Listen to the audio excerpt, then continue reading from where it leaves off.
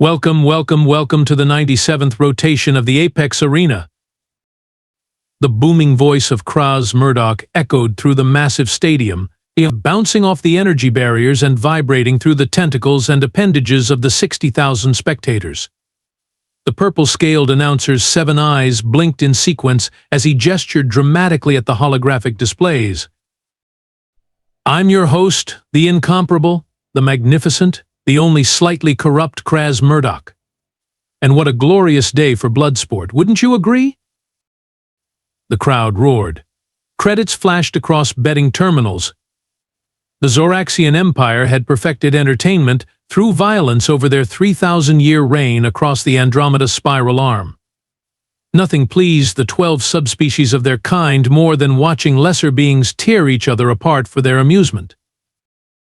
As always, we thank our benevolent Emperor Torth the Magnificent for providing us with fresh specimens from across the galaxy. Kraz gestured to the Imperial box where a bloated figure lounged on cushions, surrounded by servants. The Imperial collection vessels have been very busy this cycle. Behind Kraz, the massive screens displayed footage of sleek, black Zoraxian ships deploying capture nets on unsuspecting planets. The crowd cheered at scenes of aliens being dragged into transport holds. And now, my beautiful, bloodthirsty friends, feast your eyes on today's sacrificial offering. The arena floor split open. A platform rose. On it stood a single figure. A human. From the backwater planet Earth, a designation Terra 3. A pitiful Class 4 civilization that hasn't even mastered basic wormhole technology. The human female stood motionless, staring straight ahead.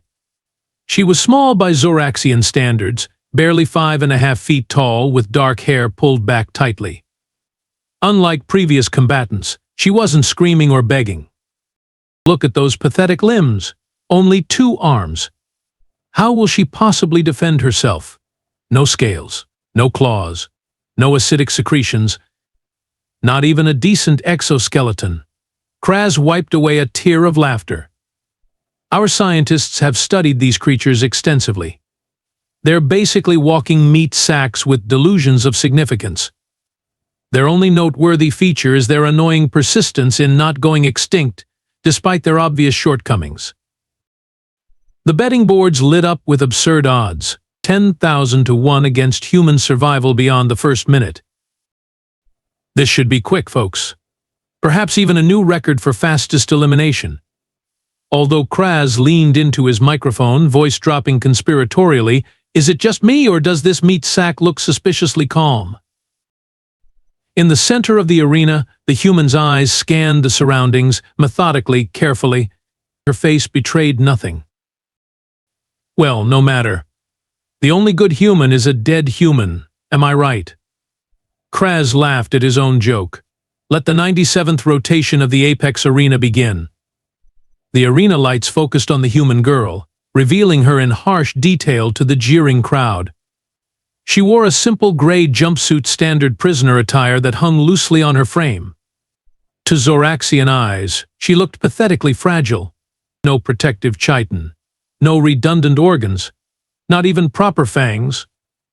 Just soft, vulnerable skin stretched over a primitive endoskeleton. Her only distinguishing features were the unusual copper-red color of her head fur and the strange green shade of her visual organs. Will you look at that pitiful specimen?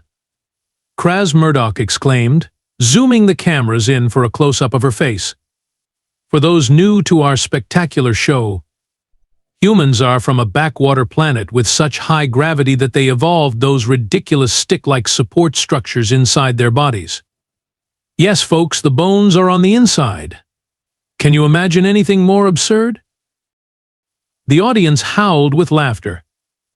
A group of juvenile Zoraxians in the lower tier flicked food particles at the energy barrier, making obscene gestures with their secondary appendages. Current odds stand at 15,000 to 1 against survival past the first challenge, 25,000 to 1 against reaching the second arena level, and an absolutely ludicrous 100,000 to 1 against completing all 3 challenges. Kraz checked his datapad. Oh, and we have a single bet for the human from someone called Admiral Nexus? Well, someone's going to lose their life savings today. Science Officer Trelk leaned toward Emperor Torth in the royal box. Most unusual, Your Magnificence. Typically, the human specimens display extreme emotional distress upon arena introduction. This one exhibits none of the expected stress responses. The Emperor grunted, stuffing another living delicacy into his feeding orifice. Perhaps it's defective? Down in the arena, the human woman slowly turned, examining the sealed entrances, the height of the walls, the composition of the floor. Her gaze lingered on the weapons rack that would open once the competition began. Her face remained impassive, but those eyes missed nothing. For those just joining our broadcast, this human was acquired during a routine resource survey of the Sol system. Kraz's voice boomed. Apparently, she was operating some sort of primitive orbital habitat. Our collection team reports she surrendered without resistance unusual for these typically irrational creatures.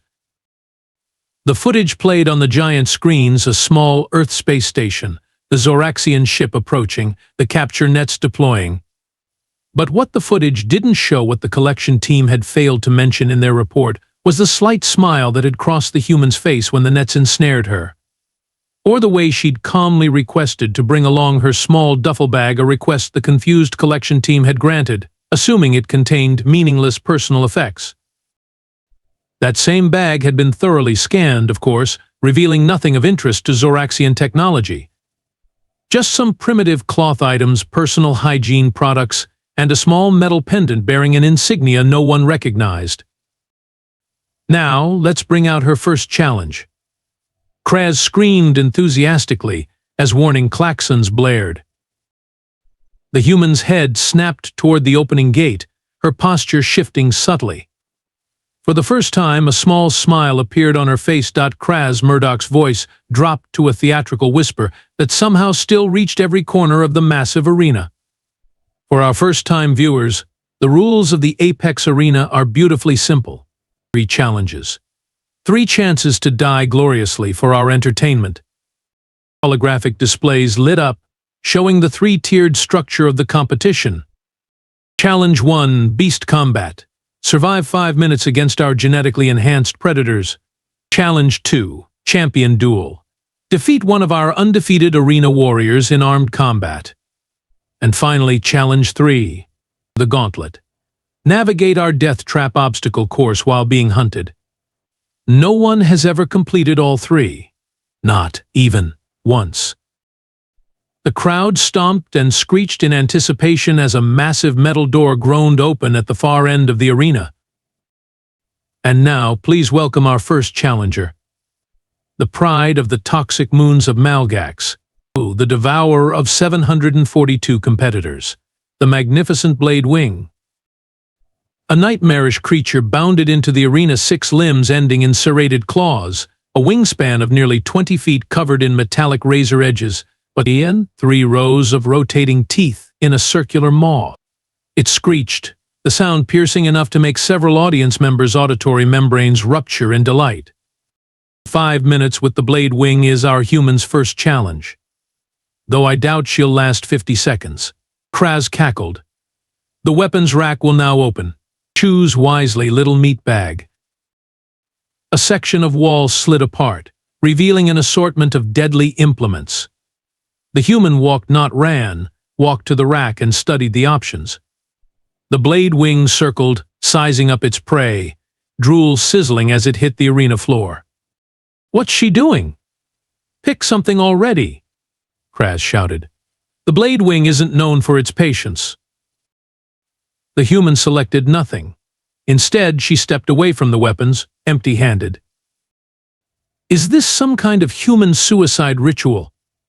Kraz wondered aloud. Fascinating, and deeply disappointing for those hoping for at least a minimal struggle. The Blade Wing charged, its wings extended to their full, lethal span. The audience rose as one, eager to witness the inevitable bloodshed. The human stood perfectly still until the creature was almost upon her.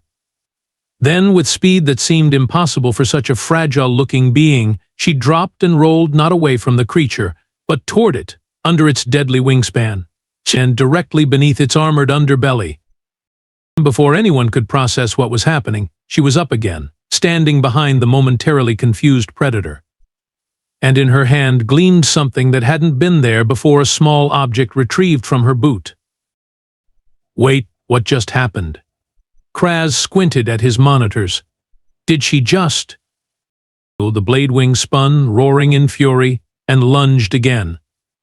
This time the human pivoted, moved with the creature's momentum, and somehow impossibly vaulted onto its back, between the deadly wings. Science Officer Trelk leapt to his feet. Magnify Sector 3. Now. The screen zoomed in on the human's face. She wasn't terrified. She wasn't even concerned. She was smiling. I don't understand, Emperor Torth muttered, food forgotten in his feeding claw. Our data indicates humans have reflexes significantly slower than. The data, Trelk interrupted, forgetting protocol in his shock, is wrong. The human clung to the blade wing's back with surprising tenacity as the creature bucked and thrashed, trying to dislodge her. In her hand, the small object glinted, now recognizable as a primitive metal tool. Are you seeing this, folks? Kraz's voice had lost its mocking edge, replaced by genuine bewilderment. The human appears to be riding the blade wing? And what is that in her hand? The answer came swiftly as the human drove the object, a simple multi-tool, with an extended blade into a precise spot, where the creature's central nervous clusters joined at the base of its skull. Not a killing blow, but a strategic one. The blade wing screeched, its wing movements suddenly uncoordinated. That's impossible. Science Officer Trelk stammered, frantically reviewing data on his pad. How could she know the neurological weak point? We've only discovered that through extensive dissection studies. The human leaned close to the creature's auditory cavity, seemingly whispering something. Then, with graceful movements that spoke of extensive zero-gravity training, she used the blade wing's momentary confusion to slide beneath it once more. As she rolled, her hand snagged something from the arena floor, a jagged piece of the creature's shed armor that no one had noticed falling. Folks, I'm not entirely sure what we're witnessing here, but the human has survived for 2 minutes and 15 seconds. Kraz announced, checking his chronometer with disbelief. That's already a record for any Earth specimen. The blade wing recovered and circled warily, its predatory instincts now registering the human as something other than easy prey. It launched a more careful attack, its wing edges whistling as they sliced through the air. What happened next left the entire arena in stunned silence. The human didn't dodge. She stepped into the attack, timing her movement perfectly to the millisecond. She slid between the deadly wings, using the makeshift armor piece as a shield against one razor edge while simultaneously driving her small tool into the joint of the creature's primary attacking limb. The blade wing howled in pain.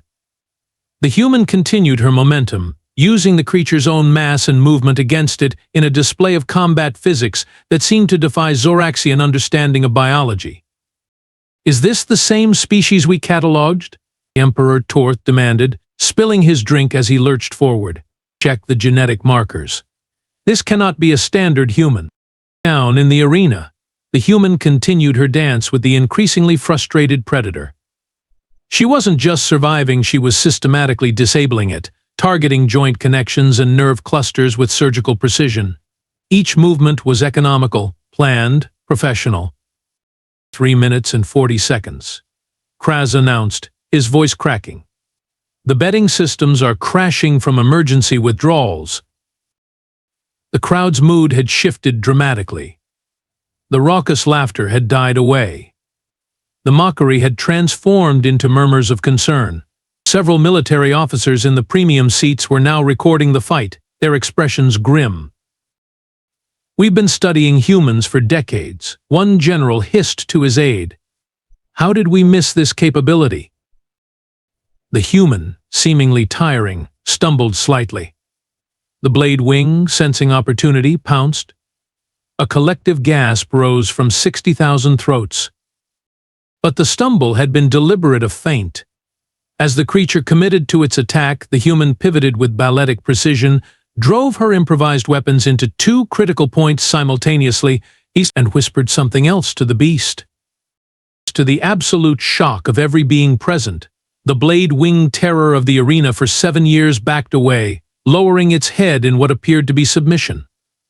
4 minutes 50 seconds, Kraz whispered, all theatrical bombast forgotten. What are we witnessing? In the Imperial box, Science Officer Trelk's hands trembled as he read the results of his emergency analysis.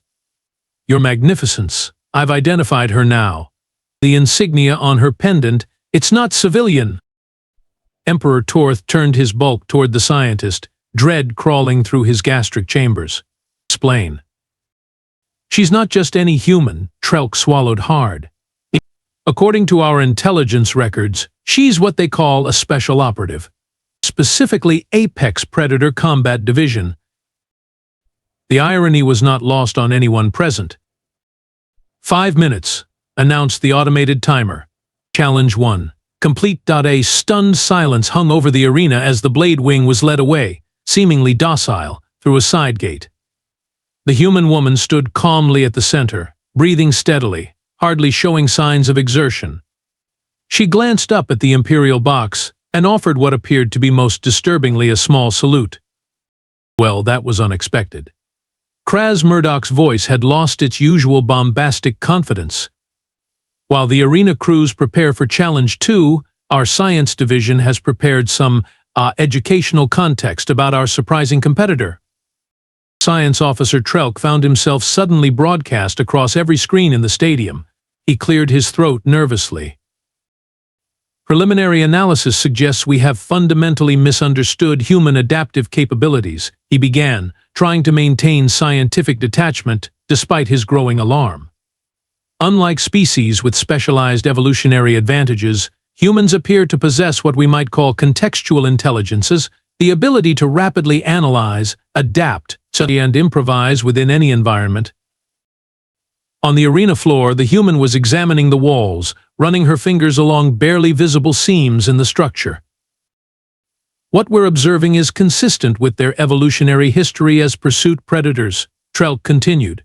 Humans evolved not by overpowering prey, but by outlasting it. Their endurance combined with problem-solving allowed them to.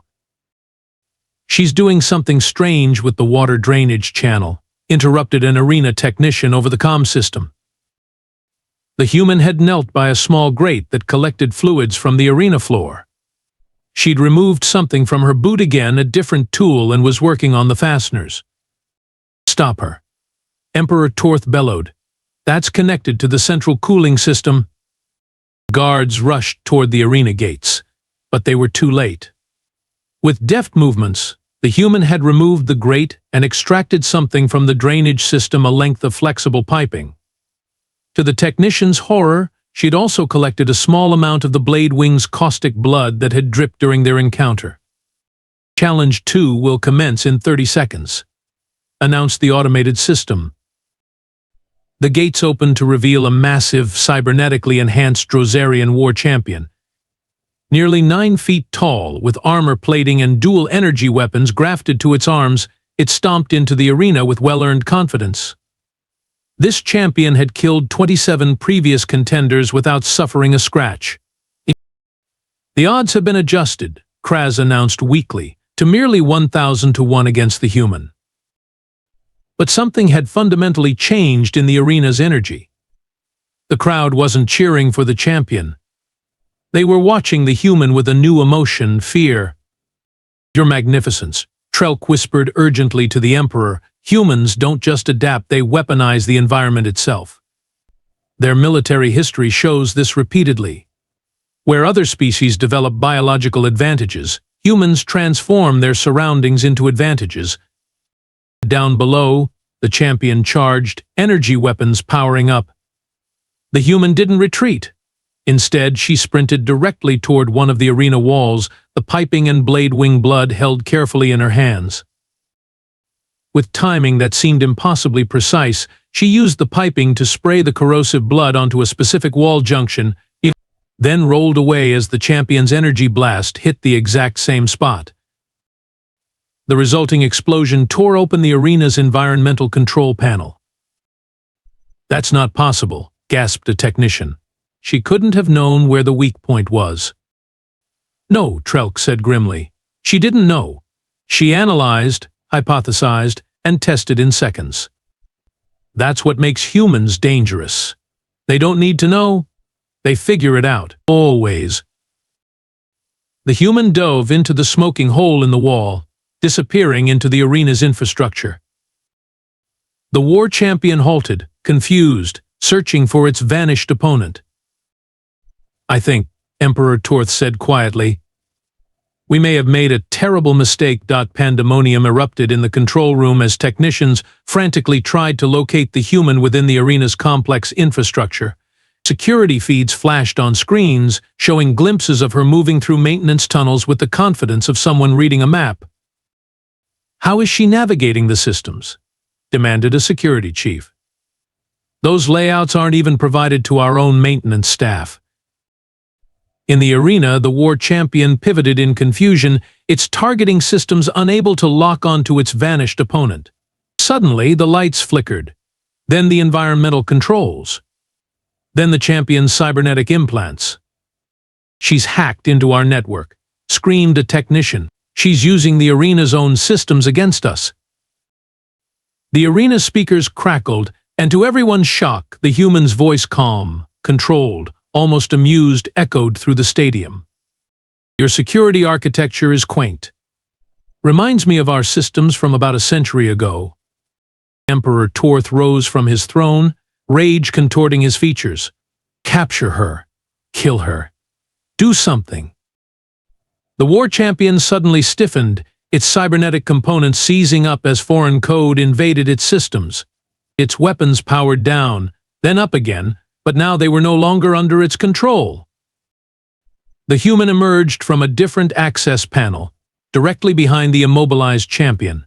In her hand was a small device she'd assembled from parts scavenged within the arena's walls. "You know what humanity's real advantage is," she called up to the Imperial box. "We've been trying to kill each other for our entire history. We're really, really good at it." With a gesture from her makeshift remote, she commanded the war champion to kneel. It fought against the override but ultimately submitted, its weapon systems now pointed at the Imperial box. "This is outrageous," Emperor Torth bellowed. "No contestant has ever changed the rules?" The human interrupted. "Funny thing about rules. They only work when everyone agrees to follow them." The audience watched in stunned silence as she calmly approached the kneeling champion and placed her hand on its head like a conqueror claiming a trophy. "Here's what's going to happen next," she announced, her voice carrying through the now silent arena. "My team has already infiltrated 6 of your core worlds. This was a distraction operation, which you obligingly broadcast across your entire empire." Science Officer Trelk frantically checked his communications device. "Your Magnificence, we're receiving reports of security breaches throughout the Imperial network, and a transmission from Earth." On the main screens, a stern-faced human in a uniform appeared. "This is Admiral Reeves of the Earth Defense Force. Your captive, Commander Alexis Tarrow, has just demonstrated what one human can do against your best. Imagine what our fleet can do." In the arena, Alexis smiled up at the Imperial box. "Now, about those peace negotiations you've been refusing for the past decade." Emperor Torth sank back onto his throne, defeated not by weapons or armies, but by a single human's ingenuity. "Open diplomatic channels," he said weakly.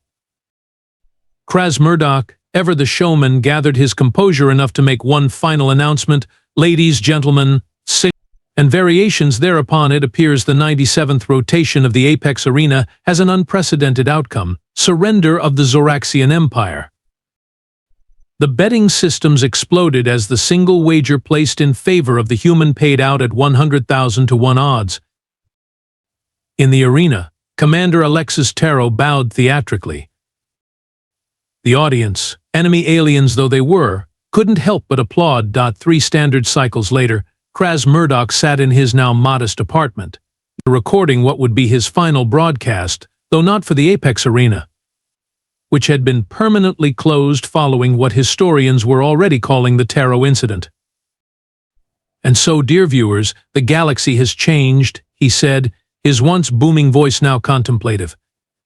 "The peace accord with Earth was signed yesterday. Who would have thought that throwing one human into our arena would end 3,000 years of Zoraxian dominance? Certainly not your humble narrator." He chuckled, pouring himself a drink.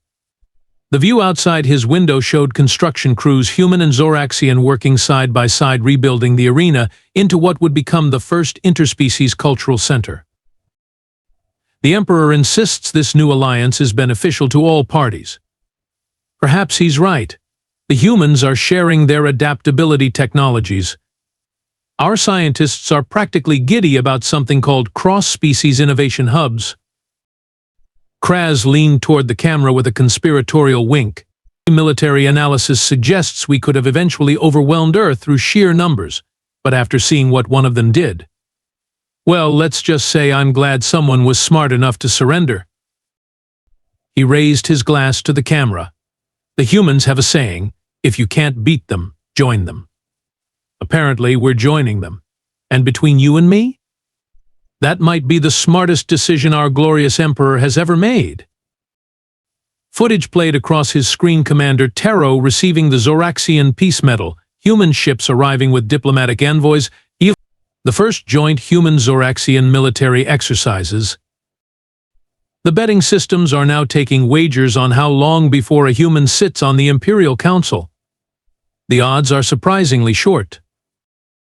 Kraz finished his drink and stood, straightening his now simple civilian attire. "This is Kraz Murdoch, former voice of the Apex Arena, signing off with one final thought. Never underestimate species that evolved on planets where everything tried to kill them. They tend to get rather good at survival."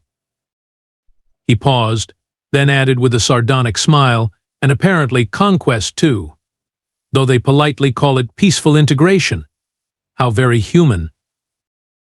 The broadcast ended, but across the galaxy, a new era had just begun.